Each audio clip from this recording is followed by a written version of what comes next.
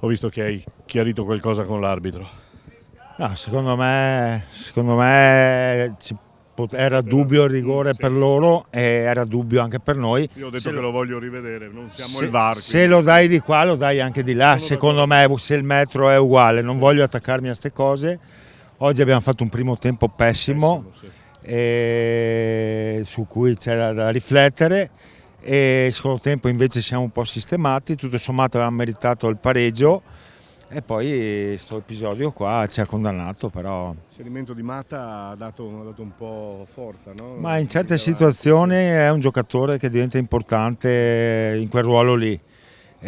Non ne può fare altri, secondo me deve giocare lì, e quindi qualche volta ce l'abbiamo il trequartista, qualche volta no, e quindi bisogna usarlo nel modo giusto. Chiaro. Mauro, c'è solo da lavorare in questo caso. C'è da riflettere, perché oggi il primo tempo siamo stati veramente vergognosi.